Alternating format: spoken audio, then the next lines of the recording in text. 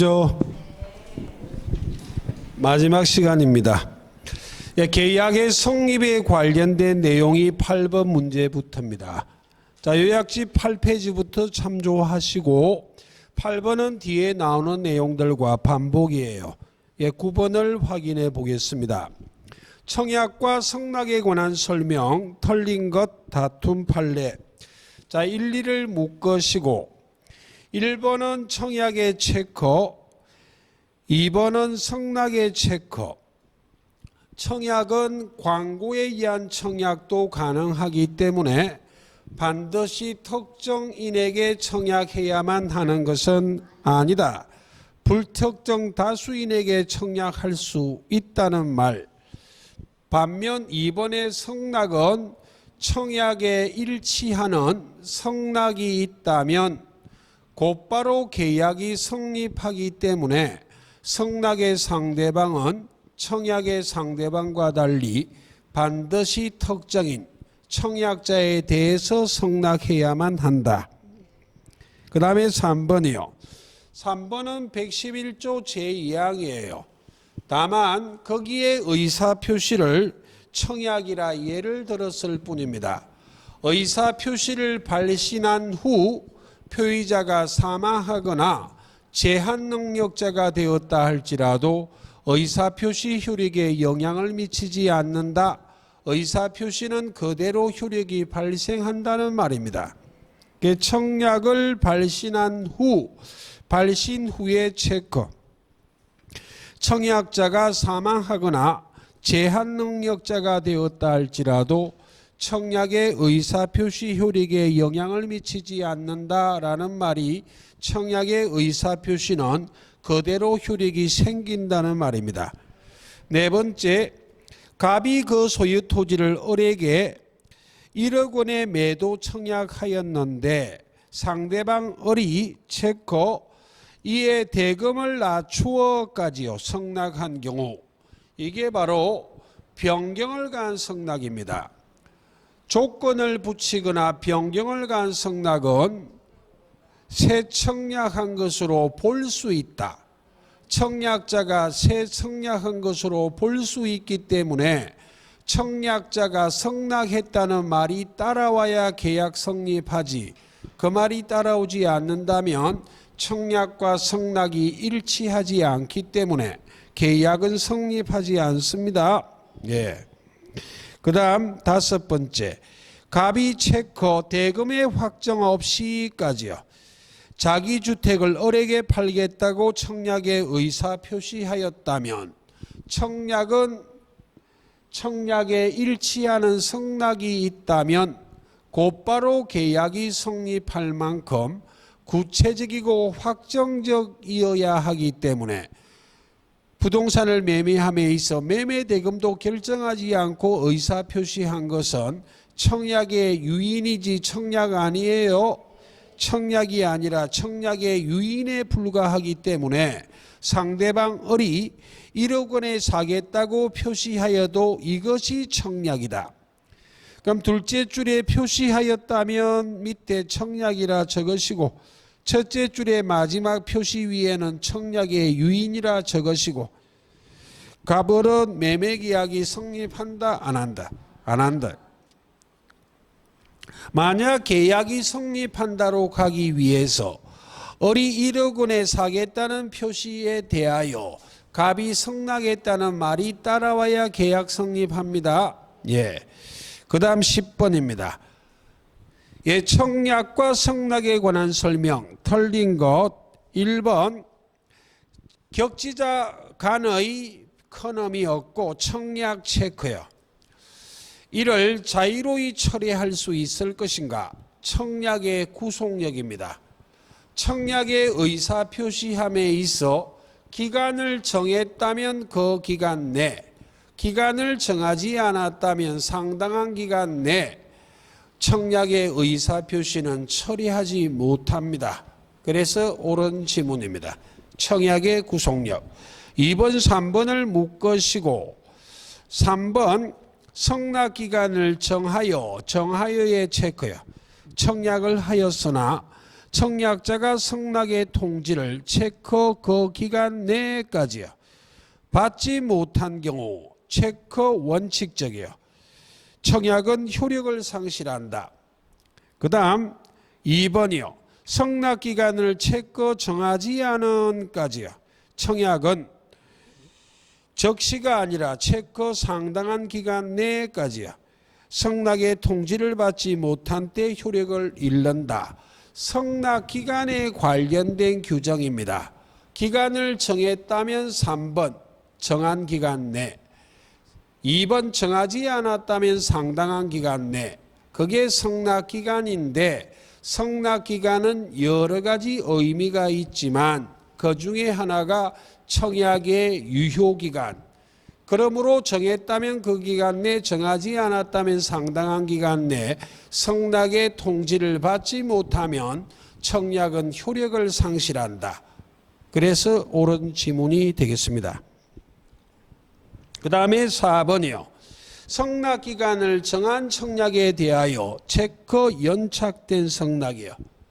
연착된 성낙은 청약자가 이를 새 청약으로 볼 수 있다는 규정을 두고 있고 조금 전에 했던 변경을 가한 성낙이나 조건을 붙인 성낙은 청약을 거절함과 동시에 새 청약한 것으로 본다. 그 다음에 5번이요. 격지자 간의 계약, 격의 동그라미요. 성낙의 체크요. 통지가 도달의 가로, 도달 밑에 X예요. 청약 밑에는 성낙 밑에는 비교 청약이에요. 격지자 간의 계약은 계약의 성립 시기를 앞당기기 위해서 성낙의 의사표시, 성낙의 통지가 발신주의 예외, 청약은 도달주의 원칙입니다. 성낙 청약이 변경이 됩니다. 예. 그 다음 11번은 반복이에요. 자, 넘기시고 12번입니다. 계약 성립하는 경우를 모두 골라라. 자, 계약이 성립하기 위해서 청약의 의사표시와 성낙의 의사표시가 일치해야만 되는 게 원칙인데 내용도 일치하고 상대방도 일치해야 돼요.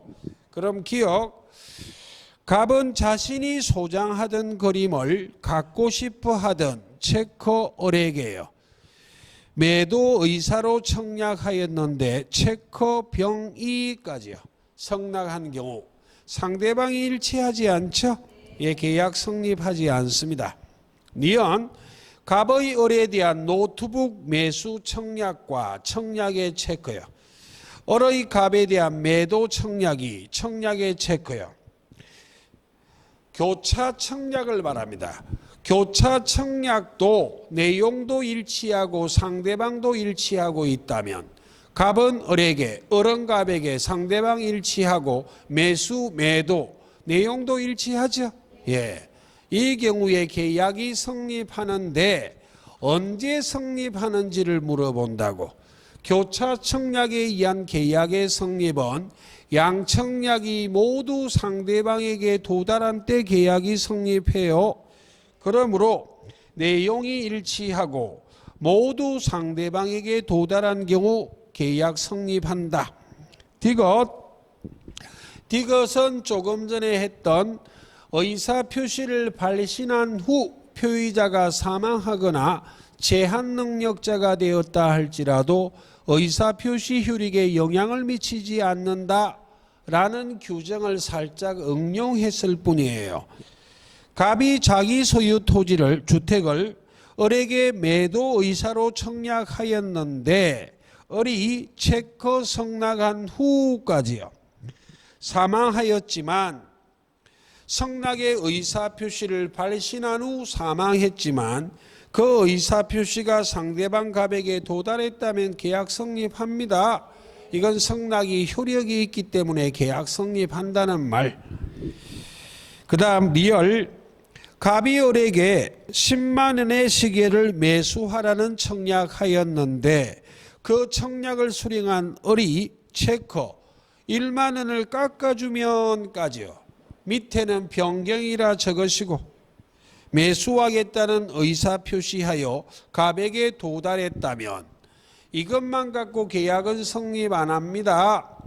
조건을 붙이거나 변경을 간 성낙은 청약을 거절함과 동시에 새 청약한 것으로 보기 때문에 을이 10만 원에 사라는 거절했고 만 원 깎아주면 9만 원에 사겠다고 청약한 거예요. 그러니까 갑이 9만 원에 팔겠다고 성낙에 의사표시했다는 말이 따라와야 계약이 성립하지, 그렇지 않으면 계약은 성립하지 않습니다. 조건을 붙이거나 변경을 간 성낙은 청약을 거절함과 동시에 새 청약한 것으로 본다. 여기까지라면 청약밖에 없어요. 예, 계약 성립하지 않습니다. 자, 13번이요. 갑이 을에게 물건을 매도하겠다는 뜻과 체크 성납기간을 10월 32일까지요. 로 하는 내용의 서면을 발송하여 을에게 도달하였다. 그럼 갑이 청약자, 을이 상대방. 갑이 청약의 의사표시함에 있어 성납기간을 10월 30일까지로 정했다는 말입니다. 옳은 것 1번 청약자인 갑이 10월 30일까지 성낙 여부에 회답이 없으면 계약은 체결된 것으로 본다 하여 청약했을 때 이것이 법적인 구속력이 있을 것인가? 여백에는 성낙의 자유입니다. 갑의 청약에 대하여 을이 성낙하고 말고는 자유이기 때문에 이런 청약은 을을 구속하는 힘은 있다 없다? 없어요. 그러므로 을이 그 기간 내 회답하지 않아도 계약은 성립하지 않습니다. 자, 2번 4번을 묶으시고 자 2번 묶어볼게요. 10월 29일에 발송한 을의 성낙의 통지가 10월 31일에 도달한 경우까지요. 이틀 만에 도달했네. 연착은 했는데 사고에 의한 연착이다. 통상적인 연착이다. 통상적인 연착이에요. 통상적인 연착입니다. 이는 연착의 성낙으로 연착된 성낙으로 체크 갑이 성낙을 하여도까지요. 계약은 성립하지 않는다. 예, 틀렸습니다. 통상적인 연착은 연착된 성낙은 새 청약한 것으로 볼 수 있다라는 규정을 두고 있기 때문에 청약자가 을의 성낙을 새 청약으로 보아 성낙했다는 말이 따라오면 계약 성립해요. 예, 그래서 틀렸어요. 그럼 4번이요. 을이 자 묶어볼게요. 10월 20일에 성낙을 발송하여 10월 31일에 도달한 경우까지요. 우리나라는 중국이 아니라 대한민국입니다. 11일 걸렸어요. 뭔가 사고가 생겼다 안 생겼다? 생겼어요. 꼭 우체국 잘못으로 연말에 우편 폭주로 아니면 집중호우로 도로가 교통이 두절되어 이런 말이 없어도 12일이 걸린 건 사고에 의한 연착이에요. 사고에 의한 연착은 청약자인 갑이 상대방 을에 대하여 연착 통지의 의무가 있어요.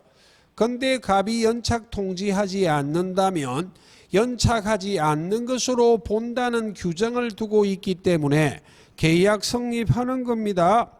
그러므로 갑이 성낙기간 내 될 수 있었던 발송임을 알고도 이를 체크 상대방 을에게 알리지 않았다면까지요. 갑은 연착 통지에 의무가 있는데도 연착 통지 안 했다 이 말이죠. 그럼 연착되지 않는 것으로 보기 때문에 계약 성립한다로 가야 돼요. 예. 그때 계약은 언제 성립할 것인가? 편지를 주고받은 것은 격지자입니다. 격지자 간의 계약은 성낙의 통지를 발송한 때 10월 20일 날 계약 성립한 것으로 보는 겁니다. 예. 그 다음 3번이요. 을이 10월 25일에 성낙 통지를 발송하여 성낙의 체크 발송의 체크요. 10월 27일 성낙기간 내 갑액에 도달했다면 격지자 간의 계약은 성낙의 통지를 발송한 때 계약이 성립하기 때문에 10월 25일 날 성립해요. 계약은 성낙이 가로 도달이요. 도달 밑에 X요. 10월 27일 가로 X요. 도달한이 아니라 발송한 10월 27일이 아니라 10월 25일 날 성립합니다. 격지자 간의 계약은 성낙의 통지를 발송한 때 계약이 성립해요. 그 다음 5번이요. 5번도 아까 했던 반복이에요. 갑이 청약을 체크 발송 후까지요. 갑이 사망하고 체크 을이요. 갑의 단독 상속인 병에게 체크 성낙이요. 통지하면 그래서 10월 30일에 도달했다면 성낙 기간 내에요.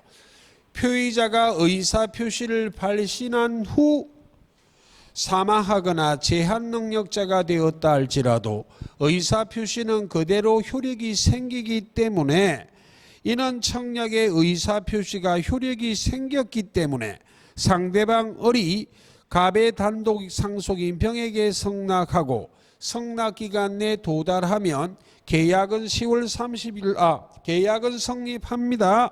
예. 틀렸어요. 예, 14번은 13번에 4번으로 다시 문제를 만들어 놓고 있는 겁니다.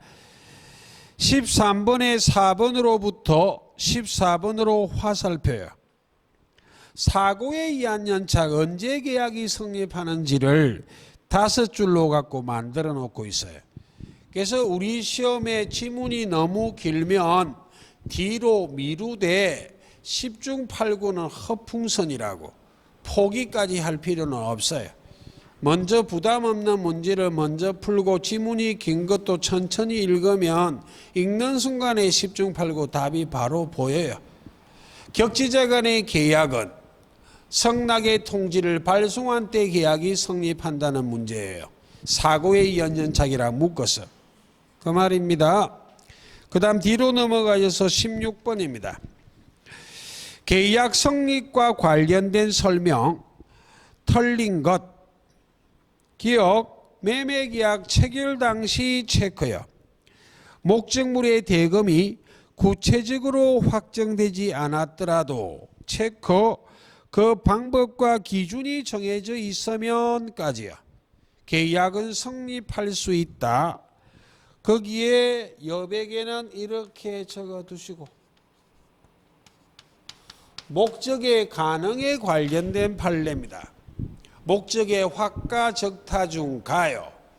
언제까지 목적이 확정되어 있어야만 계약이 성립할 것인가? 반드시 계약 체결 당시에 목적이 확정이네. 죄송합니다. 가능이 아니고 확정이네. 반드시 계약 체결 당시에 목적이 확정되어 있을 필요는 없다. 장차 이행기까지만 목적을 확정할 수 있다면 그 계약도 유효하게 성립할 수 있으므로 장차 이행기의 목적을 확정할 수 있는 방법이나 기준은 정해져 있어야죠. 예. 그 다음 니언이요. 다시 격의 동그라미 성낙의 체크 도달의 가로 도달 밑에 X요. 격지자 간의 계약은 성낙의 통지는 발신주의 예외 발송한 때입니다. 청약이 도달주의 원칙이에요. 그 다음에 디귿 첫째 줄 마지막 신뢰 손해 한정 체크요. 자, 첫째 줄 전반이요. 계약을 교섭하는 단계에서 계약이 부당하게 파기된 경우 우리나라 대부분 판례는 계약 체결상의 과실 책임의 문제로 다루지 않고 일반 불법행위 책임의 문제로 다루고 있다. 불법행위 책임 체크요. 근데 일반 불법행위 책임의 문제로 다루고는 있지만 손해배상의 범위는 계약 체결상의 과실책임과 똑같이 신뢰손해, 신뢰손해란 말과 신뢰이익은 같은 말입니다. 신뢰손해에 한정하는 것이다. 그 다음 리얼미엄 묶어시고 교차 청약에 의한 계약의 성립과 의사 실현에 의한 계약의 성립은 언제 계약이 성립하는지를 물어봐요. 그래서 거기에 리얼은 반복이에요. 교차 청약의 경우 양청약이 모두 상대방에게 도달한 때입니다. 그러므로 나중에 청약이 도달한 때라고 말해야지 발송의 가로요. X요. 계약이 성립한다. 양청약이 모두 상대방에게 도달해야 된다는 말이 나중에 한 청약이 도달했을 때 계약 성립한다가 같은 말이잖아요. 그 다음 미엄은 의사실현입니다. 자, 묶어볼게요. 청약자의 의사표시나 관습에 의하여 성락의 통지가 필요하지 않은 경우까지 묶으시고 여백에는 의사실현이요. 의사실현에 의한 계약의 성립은 언제 계약에 성립하는 것인가? 성락의 의사표시한 적은 없지만 성락의 의사표시로 인정되는 사실이 있는 그때 계약이 성립하는 것이다. 되겠죠? 예. 17, 18은 반복입니다. 자, 19번입니다. 자, 19번부터는 계약 체결상의 과실 책임이에요. 자, 요약집 계약법 10페이지부터 참조하시고 19번이요. 계약 체결상의 과실 책임 인정될 수 있는 것. 자, 1번 수량의 체크, 지정의 체크, 매매의 체크. 수량 지정한 토지 매매 계약에서 실제 면적의 체크, 계약 면적에 미달하는 경우 미달의 체크요. 여백에는 이렇게 적으시고 574조요. 면적 미달이 일부잖아. 일부요. 원시적 객관적 일부 불능입니다. 예, 수량 부족 일부 멸실의 수량 부족입니다. 574조의 매도인의 담보 책임의 문제지 원시적 객관적 전부 불능 즉 계약 체결상의 과실 책임의 문제가 아닙니다. 계약 체결상의 과실 책임은 원시적 불능의 경우에만 발생하고 후발적 불능의 경우에는 발생하지 않는다. 객관적 불능의 경우에만 발생하지 주관적 불능의 경우에 발생하지 않는다. 전부 불능의 경우에 발생하지 일부 불능의 경우에 발생하지 않는다. 이 지문은 전부가 아니라 일부다. 일부. 면적의 미달, 수량 부족이요. 되겠죠? 예. 자, 2번이요. 토지에 대한 매매계약 체결 전에 동그라미요. 그 토지 전부가 전부의 체크요. 체크 공용 수용이요. 공용 수용, 공용 징수도 법률이 멸실처럼 취급합니다. 그러니까 계약 체결 전 원시적, 전부, 그리고 즉 공용 징수 멸실이요. 원시적, 객관적, 전부 불능이에요. 이게 계약 체결상의 과실 책임의 문제. 여백에는 이렇게 적으시고 원객 전부리요. 그 다음 3번이요. 가옥의 매매계약 체결 후에 동그라미요. 제3자의 방화 체크요. 가옥이 전소된 경우 후발적 불능 제3자의 방화 채무자에게 귀책 사유가 없다. 위험 부담의 문제. 그런데 채권자 채무자 쌍방이 귀책 사유가 없으니까 채무자 위험 부담주의 원칙이죠. 예, 채무자 위험 부담의 문제예요. 네 번째, 화가의 그림에 대해 임대차 계약을 체결한 후에 동그라미요. 언더라인 임대인의 과실, 임대인 밑에는 이렇게 적으시고 채무자예요. 그림이 파손된 경우 후발적 불능 중 임대인의 과실, 채무자의 귀책 사유가 있기 때문에 채무불행 책임 중 이행불능의 문제, 위험부담의 문제 아닙니다. 네. 마지막이요. 저당권이 설정된 토지를 매수하여 이전 등기 마쳤으나 후에 체커 저당권이 실행까지요 되어 소유권을 잃게 된 경우 여백에는 이렇게 적으시고 576조의 담보 책임이요. 주관적 불능이지 객관적 불능 아닙니다. 예. 20번은 반복입니다. 자, 21번입니다. 계약 교섭 중 부당 파기에 관한 설명 중 틀린 것은 다툼 판례. 1번 당사자 사이의 계약 체결에 대한 신뢰가 형성된 상태에서 부당하게 파기한 경우는 계약 체결상의 과실 책임이 적 성립한다. 그래서 틀렸습니다. 대법원 판례는 계약을 교섭하는 단계에서 계약이 부당하게 파기된 것은 계약 체결상의 과실 책임의 문제가 아니라 일반 불법행위 책임의 문제, 불법행위 책임의 문제로 다루겠다는 게 판례 입장. 그래서 1번이 정답이에요.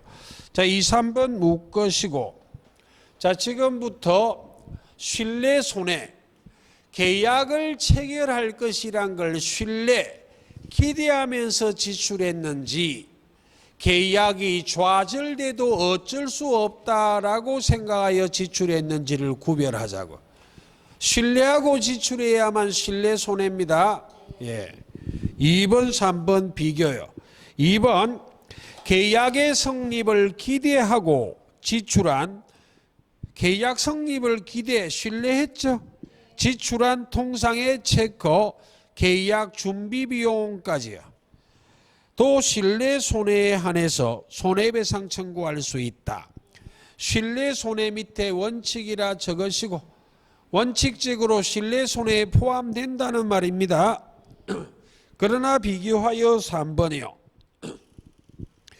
계약이 좌절돼도 어쩔 수 없다라고 생각하여 지출한 비용, 대표적으로 경쟁 입찰에 참가하기 위해서 제출한 체커, 견적서, 제안서 작성 비용, 이건 계약이 좌절돼도 어쩔 수 없다라고 생각하여 지출한 비용이기 때문에 계약 체결을 신뢰한 건 아니죠. 예, 신뢰 손해에 포함되지 않습니다. 그러므로 손해배상 청구할 수 없다. 옳아요. 그 다음 네 번째요.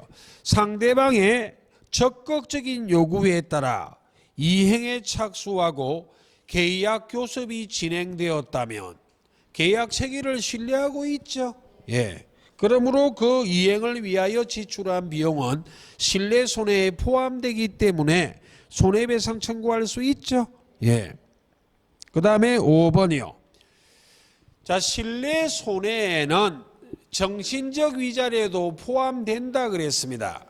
장보고 사건 설명했잖아. 모 미대 교수 침을 질질 흘리고 과장된 표현이지만 정신적 위자료도 포함된다는 것을 이렇게 현란하게 표현하기도 해요. 계약 교섭의 부당 파기로 인하여 인격적 법익이 침해되어 정신적 고통이 야기되었다면 그 정신적 위자료에 대해서도 손해배상 청구할 수 있다 없다? 있다. 신뢰 손해에는 정신적 위자료도 포함이 된다. 그 말을 이렇게 서술하고 있어요. 자, 그 다음에 22번이요. 예, 문제는 네 줄인데 별거 없습니다. 그래서 누차 말하지만 수험생한테는 부담스러운데 문제가 너무 긴 건 뒤로 미루되 전부 포기하면 안 돼요. 풀어낼 수 있습니다. 충분히. 시간적 여유를 갖고 풀어내면 돼요. 예, 갑 소유 토지를 개발하기 위하여 개발업자 을과 교섭을 진행하던 중 을이 계약이 확실하게 체결되리라는 신뢰를 부여하였고, 계약 체결을 신뢰했죠. 갑은 신뢰에 부응하여 행동하였다.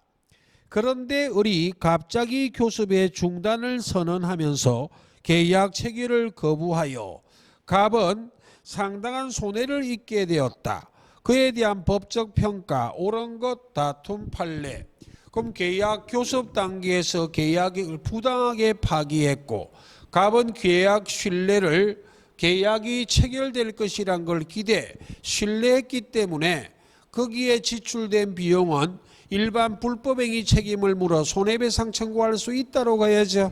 예, 그래서 1번 갑은 을에게 교섭하던 계약 체결을 강제할 수 있다. 그건 안 되지.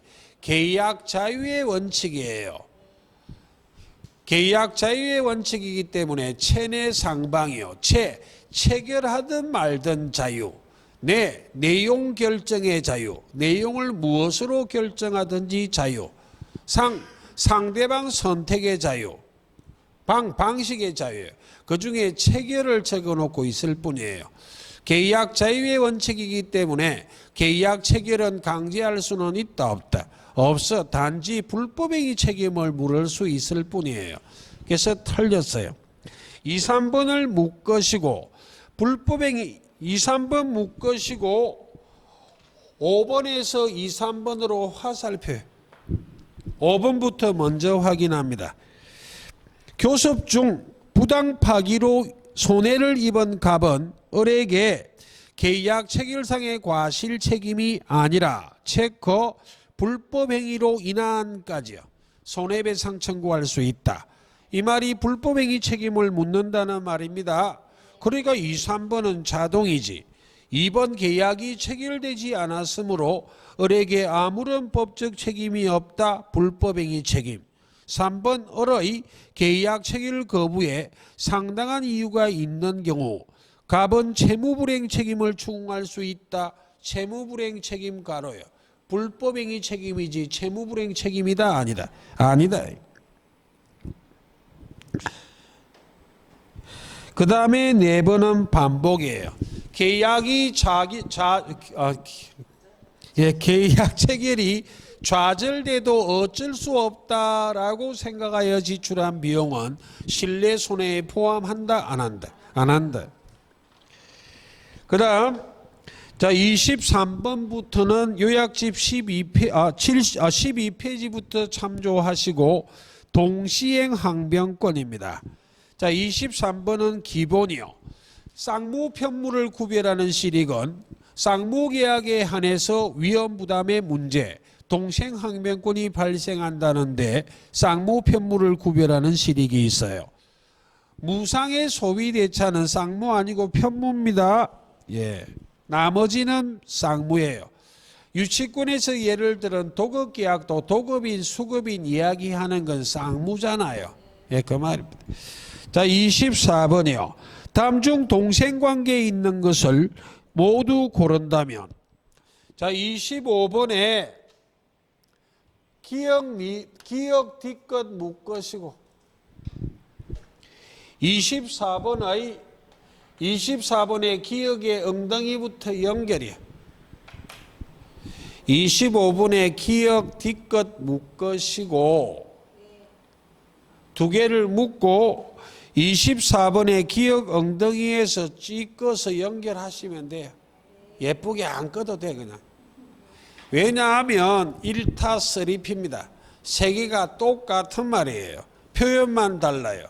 24번의 기억 마지막 채무의 변제 의무 체크요. 25번의 기억 중앙에 채무의 변제 의무 체크요. 25분의 디귿 마지막에 채무의 변제 의무 언더라인. 먼저 24의 기억이요. 담보물건의 부종성입니다. 여백의 부종성이라 적으시고 주된 권리인 피담보 채권과 종된 권리인 저당권은 운명을 같이 하기 때문에 주된 권리인 피담보 채권이 소멸하면 저당권은 당연히 소멸하지 말소 등기란 형식은 필요 있다 없다? 없기 때문에 저당 채무를 변제하는 것이 언제나 선이행 의무입니다. 저당 채무 변제 의무 바로 위에 선이라 적으시고 저당권 등기의 말소 등기 의무하고 동생관계다 아니다. 아니다. 25의 기억이요. 양도담보, 디귿 가등기 담보, 특수저당권이에요. 그러니까 25의 기억, 디귿의 전반부, 양도담보, 가등기 담보 이런 말은 24의 기억하고 똑같이 취급하면 돼요. 항상 저당 채무를 변제할 의무가 선이행 의무지 양도담보나 담보가등기의 말소등기 의무하고 동생관계가 될 수 있다 없다? 없다니까요. 되겠습니까? 채무 변제 의무 위에 선이라 적으시면 돼요. 아래에 적든지. 되겠죠? 예. 이 세 개가 똑같은 말로 보여줘야만 쉽게 합격할 수 있다고. 되겠죠? 양도담보 설정 계약하고 소유권 이전 등기에도 소유권 이전 등기된 채권자는 담보권자에 불과해. 가등기 담보를 설정하고 담보가등기에도 담보권자에 불과해요. 되겠습니까? 특수저당권이라. 그러니까 저당 채무의 변제가 언제나 선이행 의무지 동생관계가 될 수 있다 없다? 없어요. 그 다음에 25의 니언입니다. 자, 25의 니언은 가담법입니다. 청산기간 2월이 경과하면 채권자인 가등기 담보권자와 채무자의 의무가 동생관계인데 채권자인 가등기 담보권자의 의무 1개하고 채무자의 의무 2개가 동생관계입니다. 채권자인 가등기 담보권자의 청산금 지급 의무와 채무자의 본등기에 협력할 의무 및 목적물 인도 의무가 동시행 관계입니다. 되겠죠? 거기에 소유권 이전 의무란 말이 본등기 의무를 말합니다. 예. 그 다음에 리얼이요. 첫째 줄 마지막 임대인의 보증금 반환 의무 체크하시고 여백의 선이라 적으시고 정리. 임차권 등기 명령 제도에 따른 임차권 등기를 법원에 신청하기 위한 요건. 첫째, 존속기간이 만료된 이후여야만 한다. 둘째, 임대인이 보증금을 반환하지 않아야만 한다. 그럼 임차권 등기 명령 제도에 따른 임차권 등기가 되기 전부터 이미 임대인에게는 보증금 반환 의무가 있었어. 근데 보증금을 반환하지 않기 때문에 이 제도에 따른 임차권 등기를 법원에 신청하고 법원이 촉탁하여 임차권 등기가 됐다고. 그럼 이 등기에 말소 등기 의무하고 임대인의 보증금 반환 의무가 동생관계가 될 수가 없어요. 이 제도에 따른 임차권 등기가 되기 전부터 임대인에게는 이미 보증금 반환 의무가 있었어요. 그래서 선이행 의무지 동생관계 될 수 없습니다. 그 다음 미연 비업은 26번에서 볼 반복이에요. 자, 26번입니다. 동생관계에 있지 않은 것 다툼 판례 1번 계약 해제의 체크하시고 무효 취소도 마찬가지. 계약이 해제가 되고 양당사자의 원상 회복 의무, 계약이 무효가 되거나 취소가 되어 양당사자의 부당이득 반환 의무, 즉 계약이 해제가 되거나 무효가 되거나 취소가 된 경우 양당사자의 반환 의무는 동생관계다. 되겠죠? 예. 그 다음에 2번이요. 구분소유적 공유관계 체크 해소요. 하기 위한 공유 지분권자 상호간의 지분 이전 등기 의무는 동생관계란 것이 기본입니다. 구분 소유적 공유관계는 2인 이상이 위치와 면적을 특정하여 구분 소유하기로 약정하고 등기할 때 공유로 등기한 것을 구분 소유적 공유관계라 말해요. 내부 관계는 단독 소유입니다. 근데 공유로 등기하여 공시하고 있기 때문에 외부 관계, 제3자에 대한 관계에서는 공유예요. 차후 구분 소유적 공유관계가 해소, 끝장이 나면 단독 소유가 되기 위해서 각자 지분 이전 등기해야 되거든. 당사자의 지분 이전 등기 의무는 동생관계입니다. 그 다음에 세 번째요. 명문의 규정이요. 전세권이 소멸하면 전세권 설정자의 의무 1개하고 전세권자의 의무 2개가 동생관계예요. 전세권 설정자의 전세금 반환 의무와 전세권자의 목적물 반환 의무 및 전세권 설정 등기의 말소 등기에 필요한 서류를 교부해 줄 의무가 동생관계란 걸 명문의 규정을 두고 있습니다. 네 번째, 경매 절차가 무효가 된 경우는 이 판례만 시험에 물어봐요. 지금부터 체크하는 것을 보고 이행의 상대방이 동일하다면 동생관계고 이행의 상대방이 다르다면 동생관계 아닙니다. 같은지 다른지를 느껴보자. 4번 건저당권 실행을 위한 경매가 무효인 경우 체크 낙찰자의 채무자에 대한까지요. 채무자를 종전 소유자란 표현을 쓰기도 해요. 소유권 이전 등기, 말소 등기 의무하고 언더라인 건저당권자의 낙찰자에 대한까지요. 배당금 반환 의무는 이행의 상대방이 같다 다르다. 소유권 이전 등기의 말소 등기 의무는 낙찰자의 종전 소유자인 채무자에 대한 의무고 배당금 반환 의무는 건저당권자의 낙찰자에 대한 의무이기 때문에 이 의무에 이행의 상대방이 다르기 때문에 동생관계다 아니다. 아니다. 그 다음에 5번이요. 반복이네 5번은. 자, 뒤로 넘어가 보겠습니다. 27번이요.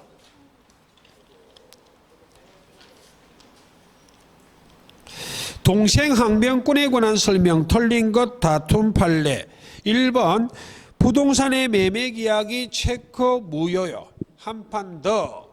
계약이 무효가 되거나 취소가 되거나 해제된 경우 양당사자의 반환 의무는 동생관계라 그랬죠. 그 다음에 2번이요. 당사자 일방의 책임이 있는 사유로 채무 이행이 불능으로 되어 그 채무가 동생항변권으로 바뀌게 되면 동생항변권은 소멸한다의 표현 자체가 약간 약해요. 27의 2번의 엉덩이로부터 28의 오른쪽 페이지요. 5번으로 약간 위로 연결해요.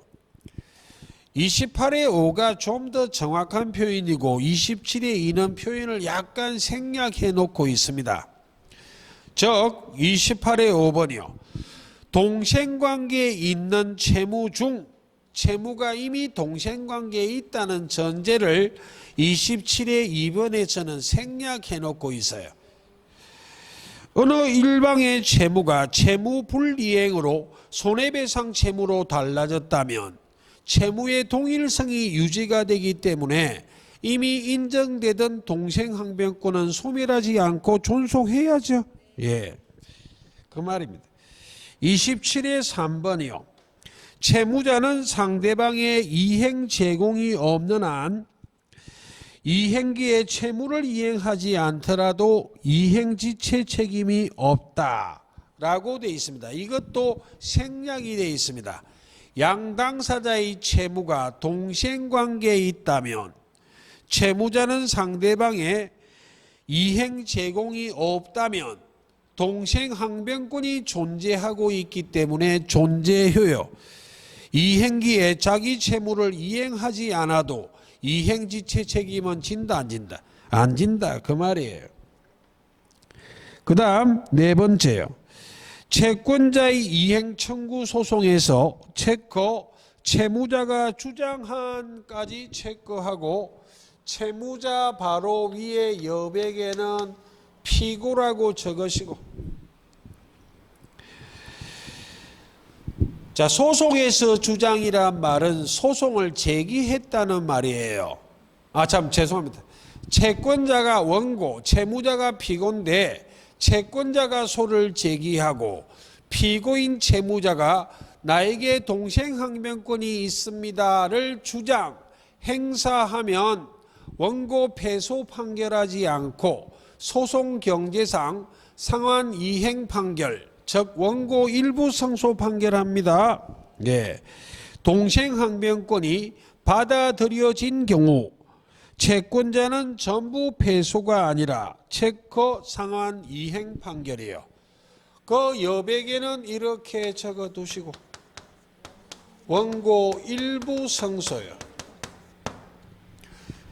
이게 동생항변권하고 유치권의 공통점입니다.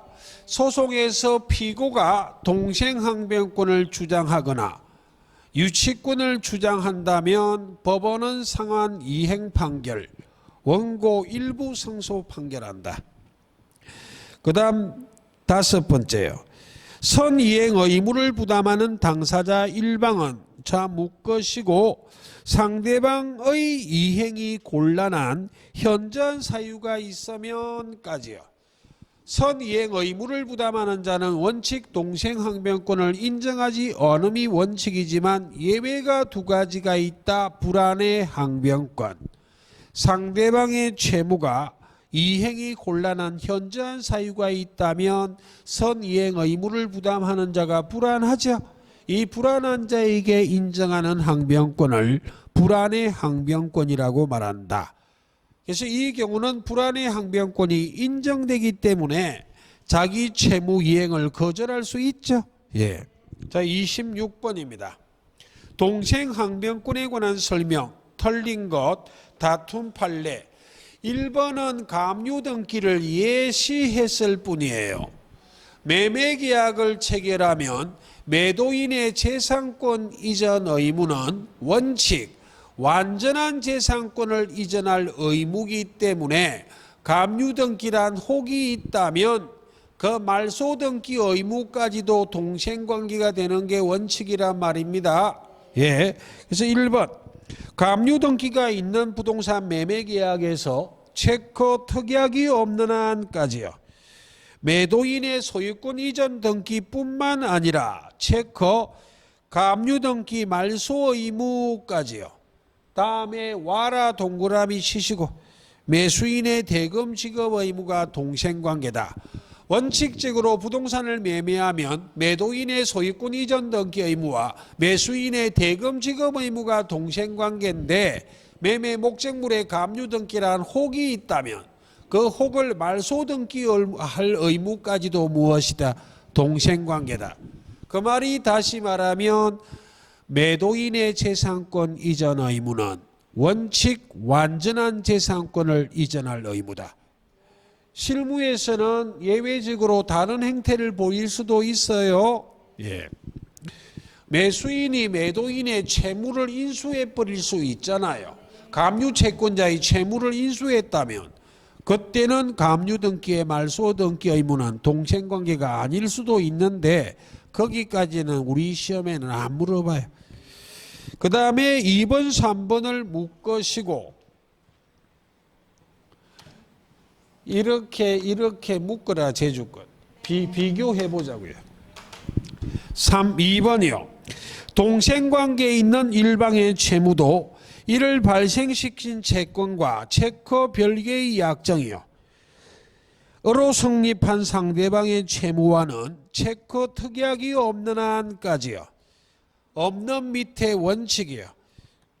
별개의 약정이라면 원칙적으로 동생관계 아니죠. 근데 비교하여 3번이요. 쌍방의 채무가 체커 별개의 원인에까지요. 기한 것이라도 동생하기로 특약이 있으면의 언더라인 예외라 저것이고 동생항변권이 발생할 수 있죠. 지금은 계약법을 하고 있어요. 임대차의 일부 규정을 제외하고는 전부 임의 규정이기 때문에 법률 규정과 다른 약정할 수 있죠. 예. 4번, 5번은 설명드렸고 반복입니다. 자, 29번입니다. 동생항변권까지 해야 되는데 한 5분만 참으십시오. 아니요. 토막이 나버리면 다음 주에 또 기억 안 나기 때문에 빨리 할게. 동생항변권에 관련된 설명 틀린 것 1번 첫째 줄 중앙에 배제 체커, 마지막에 특약 체커, 마지막에 유효의 체커요. 동생항변권 성립에 관련된 규정은 계약법, 임의 규정이기 때문에 배제하는 특약 가능하죠. 예. 2번 동생항변권의 체커 원용이 없으면까지요. 주장이 없으면 소송에서는 민사소송은 변론주의 원칙상 당사자가 주장, 행사, 원용하지 않는다면 법원은 직권으로 판단 안 합니다. 예. 그 다음에 3번이요. 선이행 의무를 부담하는 자의 예외적 동생항변권 중에 또 하나, 선이행 의무자가 이행을 지치하는 동안 상대방의 채무가 변제기에 도래한 경우 특별한 사정이 없는 한 원칙 쌍방의 의무는 동생관계가 된다. 거기도 예외라 저것이고, 선이행 의무를 부담하는 자가 이행을 지치하고 있는 동안 상대방의 채무가 변제기에 도래하면 선이행 의무까지도 동생관계가 된다는 예외. 네 번째는 소판례입니다. 일방의 이행 제공으로 수령지체에 빠진 자, 체커 거후요. 그 일방이 체커 이행의 제공 없이 소를 끌고 오지 않고 이행을 청구하는 경우 상대방 수령지체에 빠진 자의 동생항변권은 소멸하지 않죠? 예, 주장할 수 있다. 정리, 수령지체에 빠진 자라 할지라도 동생항변권을 소멸시키기 위해서 이행의 제공이 계속돼야만 한다. 소를 계속 끌고 와야만 한다. 아무리 수령지체에 빠졌다 할지라도 이행의 제공이 계속되지 않는 한 수령지체에 빠진 자의 동생항변권은 소멸하지 않는다. 그 다음에 5번은 반복이에요. 30, 31 반복적인 내용입니다. 너무 힘들어서 안 되겠다. 32번부터 다음 주에 할게요. 그럼 다음 주에는 양이 좀 많아도 예습은 353페이지 계약법까지 다 예습하고 오십시오. 뒤에 꼬리가 좀 남을지는 모르겠지만, 그리고 9월 첫째 주까지 문제풀이 해야 됩니다. 방학을 했기 때문에, 그래서 한 주 보강을 못하기 때문에, 그래서 첫째 주 계약법하고 그렇게 하면 진도는 대충 끝납니다. 예, 항상 하루하루가 달라질 것이란 기대감 갖고 첫째는 건강에 유의하시고 둘째는 거기에 수반되는 노력 좀 하시고 그렇게 하면 멍해도 합격합니다. 예, 아니 대부분의 수험생들이 어떻게 다 알고 합격하느냐고. 우리 시험이라서가 아니라요. 옛날에 사법시험이 있을 때에도 제대로 알고 합격한 사람은 극소수입니다. 정신없이 합격하지. 그래서 건강 해치지 않을 만큼 열심히 하면 시험장이 되면 시원섭섭하게 그냥 합격해버리는 거예요. 예, 그렇게 합격하면 됩니다. 예, 긴 시간 수고하셨고 다음 주에 뵙겠습니다. 예, 수고하셨습니다.